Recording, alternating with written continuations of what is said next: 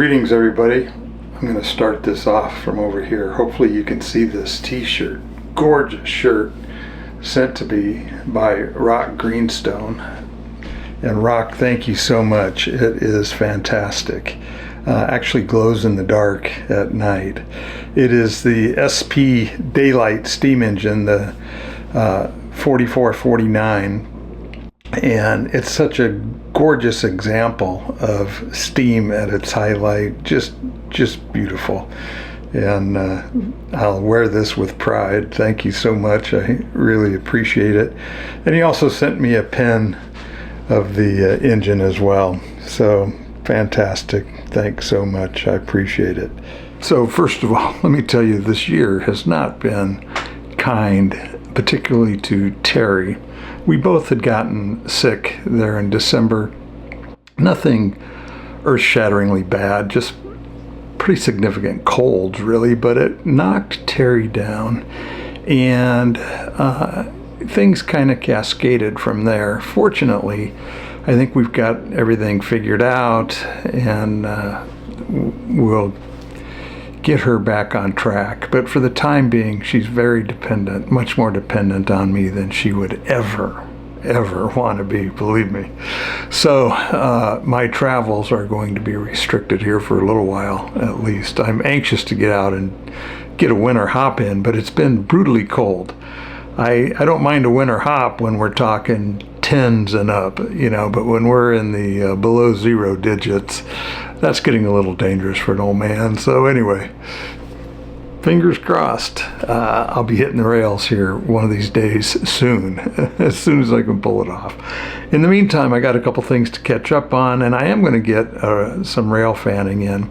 But I want to say thanks to all you channel members and all the subscribers. All your support has just been fantastic, and I greatly appreciate it. So anyway, I got interrupted there. So I had abruptly ended this video. And this was the one that I shot with the French television crew for the show that they were doing in France about our trains here in the United States. And, you know, I got to be part of that show, which was kind of flattering. Anyway, I've mentioned many times before that I'm not a fan of always hopping with somebody else. I mean, I do enjoy it at times, for sure, especially people that are experienced train hoppers. But you know, this was somebody that wasn't a train hopper at all, and I didn't have the instincts that you develop, you know, when you've had your ass dragged on the pavement a couple of times. Anyway, we went through an intersection, and I could see the look on a lady's face, and I thought, uh-oh, she saw us. And I turned on the scanner, fortunately, and a few minutes later, I heard the dispatcher call our train and tell them that they were going to stop us and inspect the train because they'd had a report that there were riders on board. So I told Gary, you know, hey, we're busted. We're going to have to get off of this thing. When it stops, we've got to get off and get away from the train as fast as we can. So they stopped the train, and we were headed to Fond du Lac. I'm not sure exactly where it was we got stopped now, but anyway, we bailed off the train and got away from it. And I listened on the scanner. They inspected the train, and then they gave it clearance, and on it went. So there was a producer of the show was going to pick us up wherever we ended up, and so we were in contact with him with cell phones and whatnot, and we were going to make arrangements to meet.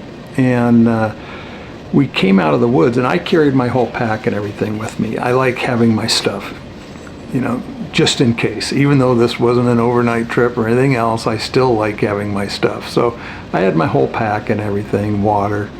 And I came out of the woods, and I looked one way and it was clear, and I looked back the other way, and there's an official car of some kind, I don't know, maybe 100 yards away. And I couldn't tell if it was if it was, you know, police or if it was railroad or exactly what, but it was definitely an official car. And then I heard a drone, and I thought, oh, somebody's probably looking for us or something. I don't know, you know, but I didn't want to take any chances. I'd never heard anybody calling out for us or anything like that, but you know, I just didn't want to take the chance. And I don't know what would happen when you're a foreign national if you get a trespassing ticket or something in the United States, you know. So anyway, we hid and stayed in there for a couple of hours until it got dark. And that's how long that car was sitting there. And I think maybe even another vehicle or so joined in with it. I'm not sure, but anyway, make a long story short, once it got dark, we made our way down to where the producer could pick us up in a car, and we left and headed back to Madison.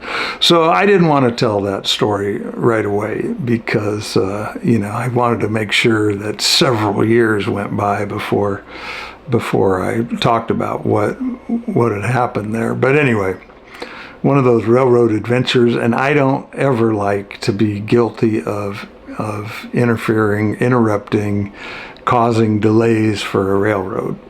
You know, that's the last thing that I want to do. So I apologize for that. If it was in fact us, I don't even know. You know, you never know on these things. Sometimes it's somebody else on a train that causes the issue. It's not even you.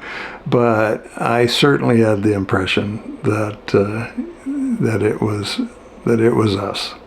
But anyway, you know, Gary got the real deal, that's for sure. They didn't include that, fortunately, on the French television show, so I did appreciate that aspect of it.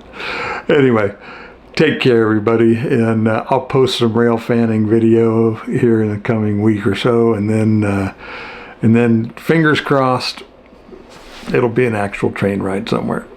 So anyway, hope your winter's going well and your New Year's off to a good start.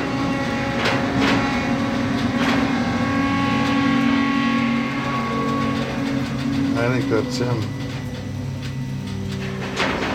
No, it's us.